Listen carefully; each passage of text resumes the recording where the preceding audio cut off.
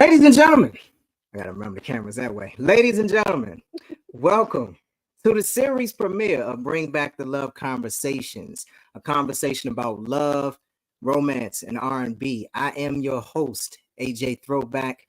I'm so excited to be here with y'all on this Friday night. And let me tell y'all something right now. Let me tell y'all watching, y'all listening. You understand what's happening right now. I got my boo thing. Hello.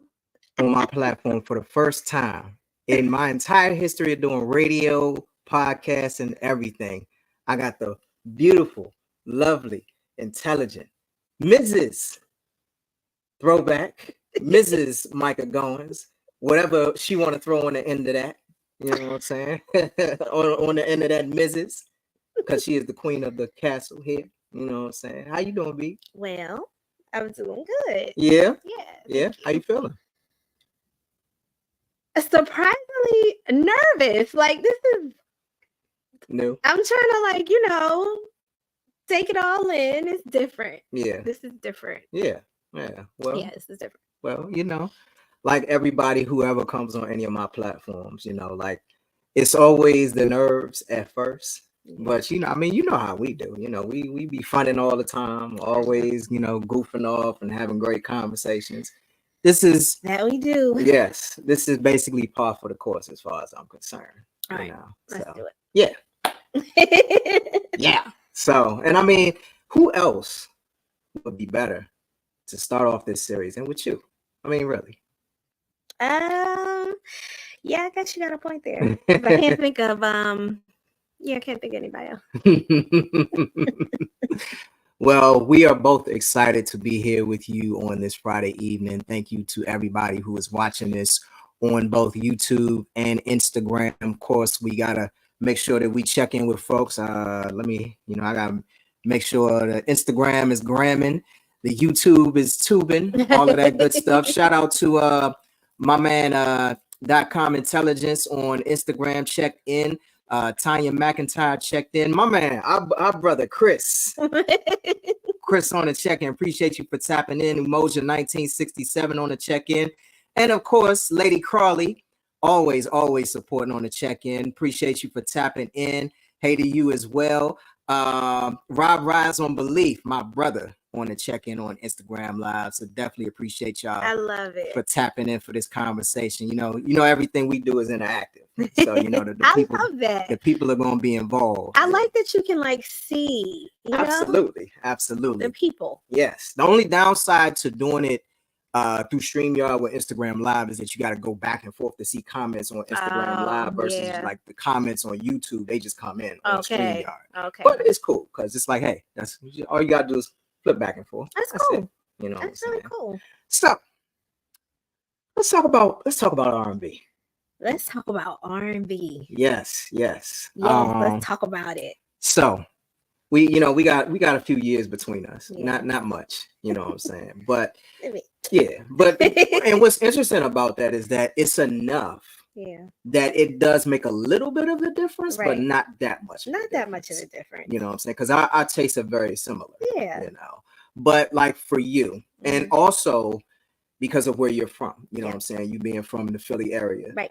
Y'all have different stations, y'all had different personalities and all of that type of stuff. So talk about like from a personal perspective before we kind of sort of get into like who you listen to coming up in terms of like radio, because of course we're gonna touch on that. But in terms of R&B, falling in love with R&B, what are your first memories of falling in love with R&B?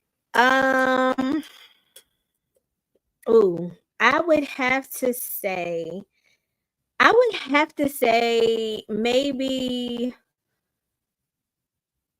my grandmother used to have a blue Nova, I think it was, and it had it had like a white top, and some like sparkly paint, but it was like a pretty blue. Yeah. And she used to play. Well, I don't know if she was playing it or if it would just come on the radio a lot, but almost every time she came to pick me and Tanina up from like her from my great grandmother's house. Yeah. Tanina's grandmother, my great grandmother. She would be playing "I'm Not Your Superwoman." And yes, indeed. I think I might have fallen in love with R&B at that point because I just felt like it was such a strong, powerful song. Yeah. I mean, it's not necessarily the most sensual song, but I was always impressed, with just kind of like the notes that, who is that? Karen White. Yep. Karen White was singing, and I just felt like it was awesome. And then I remember one time I was in the back of the car singing it really hard, and my grandma was like, "Okay, Micah, go ahead." So I don't know. I just kind of fell in love. I guess that was when I fell in love with R&B because I just wanted to hear more music like that. You know what I'm saying? Like I wanted to hear more people. I loved the way she sang. It was different from Sesame Street songs. Right. You know what I'm saying? It was like somebody is singing. She was like really like holding her notes and she added some sass to it. You know what I'm saying? So it was just kind of like, I want to sing like that, you know, and she sang really, I liked it. I guess that's when I fell in love with R&B. Yeah. And what's interesting about you saying that is that that's really the time period when I fell in love with R&B, because you're talking 1989 when that song came out. Yeah. And so like that was right around that period where, like you talking about Babyface producing that song. And I mean, like so many times, like his name comes up. It will. In so many R&B conversations, so many music conversations. And I don't want to just limit him to R&B. Right. But like when you really think about him getting off the ground, her getting off the ground, Karen White, right? Like it was that time of R&B. It was just such a great time. It was. You know what I mean? It was. Yeah. And it was a good time. Yeah. It was a good time in general. Yeah. You know what I mean? Like, even though it was kind of like at the point of my life where not much was happening. I was such a kid, but it was such a good time. Yeah. It was like good commercials on the TV. Yeah. Everybody had a really good theme song to their show. It was just a good time. It was. Absolutely. Yeah. And it's funny that you mentioned the commercials. Yeah. Because like that's one of the things that doesn't really get talked about, because not only was it like the music, the actual music, but the music in the commercials. Yeah. Because I mean, you think about like the Just For Me commercials that used to come on. You know what I mean? Like them, like they were so memorable. The McDonald's commercials. Yes. Yeah. Yeah, like all the little Dark and Lovely, the Soft and Beautiful, all of the joints. Like it's so funny because whenever I think about music and commercials and R&B specifically at that time, I always think hair products. Yeah. It was kind of like, I feel like they kind of wove those things in, because R&B to me, like if we had to personify R&B is a beautiful Black woman. That is a very good way to put it. Isn't that beautiful? Can't you think about it that way? Like you see it, like you can see her, right? Like she flows free. She's strong. She's like the base of everything. Everybody wants to be her. Everybody wants to sound like her. Yeah. Everybody wants that, everybody wants that groove that she has. You know what I'm saying? Yeah. Just like Black women. R&B to me is a Black woman. Woo! You spin bars. That's what I'm talking about. I like that. I'm like, okay, all right, Black woman, all right, R&B. All right, I see it. So. That's you can see it though. Yes, I can. You can see that in your hair, right? Yeah, absolutely. I mean, and it makes sense because, like, again, like whenever I think of R&B, yes, I think Black women. Like that's the first thing I think. Like, I mean, yeah, it was a lot of us as Black men singing it, or writing it and producing it, but like the demographic was clearly, they knew exactly who to pitch it to in all different phases, whether you're talking about the regular songs that you see or you hear on the radio, you see on something like Video Soul, or whatever, or whether it was the hair care commercials. Like they knew exactly who their audience was because they knew what the spirit of the music was. I'll never forget something that I think it was Ron Isley said a while ago. I was listening to it was either an interview he did or something, and he was talking about how back then they would write songs to Black women. Mm-hmm. They would write songs, like a lot of people he felt were writing songs, differently. But he wanted to write things like he wanted to make it like a love letter to his woman, to a Black woman. Yeah. And I was like, yeah, of course you writing a love letter to a Black woman, because listen to what you're saying. You know what I'm saying? Like, exactly. I think that, but I think that that's why R&B is one of those things that's like here to stay, because it embodies that spirit. And I've always felt that way. Yeah. I've always felt like, Black womanhood is spiritual. Yeah. And I feel like R&B is one of those things that really does just embody that spirit for us. Yeah, I wholeheartedly agree. Yeah, rhythm and blues. What's more Black than that? Right. You ain't never lied. Yeah, I love that. See, this is exactly why you had to be first. Exactly why you had to be first. You know what I'm saying? Like this, y'all see it. But so coming from the era that we come from, we received music differently than how it's being received now. Like these days, like people can just go on Apple Music, go on Spotify, go on Amazon, go on Tidal, on demand, and just pull up a song. They don't have to depend on radio or music videos or whatever. Right. But for you, how did you receive music? And how do you feel like that kind of sort of shaped the way that you appreciated music, but specifically R&B? I think it goes right back to that spiritual element of it, because I think me receiving music was always radio at first. You know what I mean? Or, we had this big old stereo in our house at one point, and my family loves music. Yeah. You know what I'm saying? Like my family, I come from a family of people who love music. We love to sing. We are the weird family who will break out in song just randomly together. So music was always kind of like interwoven somewhere. It was always in the background of something. You know what I'm saying? So I would hear it on the radio. I think my first way of receiving music would be like, radio on the cassette tapes. You know what I mean? Later on CDs when they first came out, because we was also hip to all of the new technology. Yeah. I feel like at one point, maybe when I was really small, we still had like records, because I can in my mind's eye, I can still see records. You know what I'm saying? Yeah. And I think we even had like a record player at some point, but it was like 4 little kids in our house. They couldn't keep that for long. Like it would be like, Jason is just one person and he always into something. Imagine 4 Jasons. Right, exactly. So yeah, I guess I received music by the radio. Yeah. And then by cassette tape, and then obviously later CDs, and then the whole internet boom, and all of that stuff that happened. But and ringtones. Yeah, right. Ringtone. Wow. So you mentioned radio. Yeah. Of course, being from the Philly area, like who are some of the personalities who you remember like that kind of sort of shaped how you listen to music at that, when you were really coming of age, really fall in love with R&B, and then of course, in your teenage years, like all of those different things. Like who are the people that were on these radio waves that like you really just like you listen to, like I gotta listen to them because they always got the new, you know what I'm saying, or they just got the tea, or they got whatever, Golden Boy. Okay. He was on Power 99.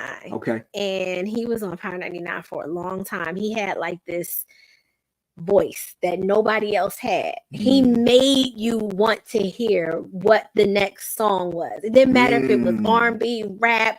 He could have played country. Yeah. And everybody would have listened to it because he was so like he just made you want to hear it because he would talk about the music a certain type of way. He was cool as hell. You know what I mean? Yeah. Like he just made it cool.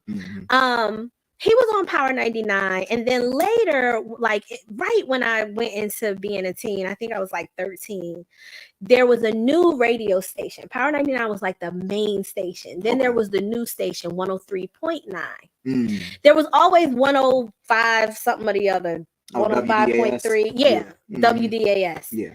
WDAS was the old head station. They only played R&B, and they played like older songs. And I low-key listen to that all the time. Like I just love the way older music sounded. But I guess from there it was like, I don't know. I always remember Patty Jackson, but I know she wasn't the one that I was listening to. It was somebody, Don Magic Wand, I think was his name. Okay. He was cool as hell. He had a real good like voice for radio. Okay. But anyway, Golden Boy, he was on Power 99. I loved listening to him. Then later it was this dude called I'll Be Silk on Philly 103.9. That's actually a pretty cool name. He was a wild boy.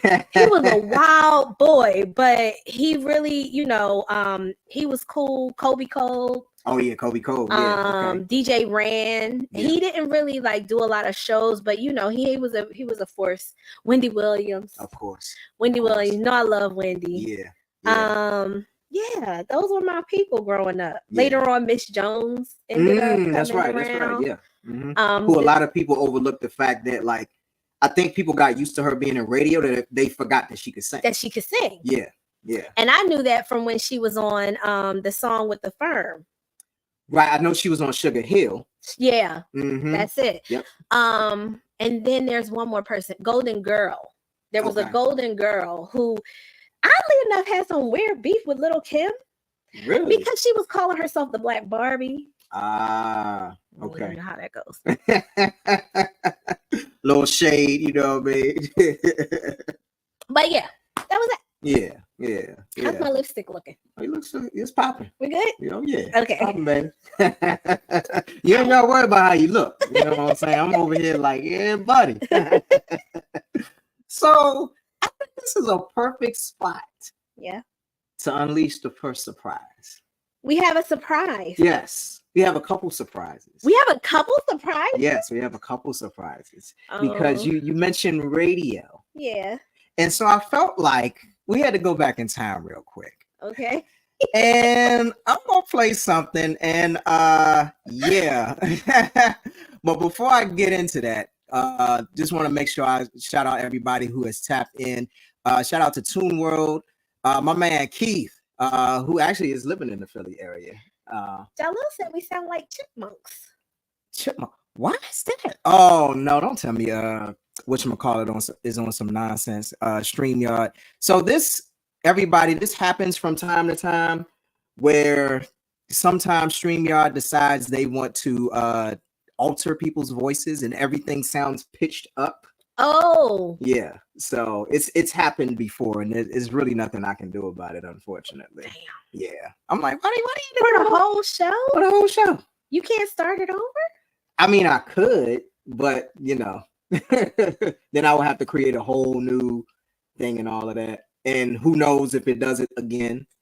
So sorry. So yeah, I know. Like the first I would show. Start it over. I mean, that's what I want to do. You know what I'm saying? That's what I really want to do. You think we should start it over? Why not?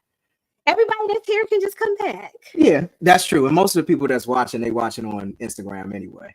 Yeah. So okay. What can I do to help? Can I make the thing? I share? I gotta do it. Well, you can share once I create it. Okay. But I would have to then create a whole new what is it? Basically stream. Okay. I create a whole new stream. Let's do it. Okay. All right. So this is what we're going to do. Well, Jalil said, I mean, it's fine. Micah sounds like that all the time. Wow. Wow. Wow. That's what brothers are for.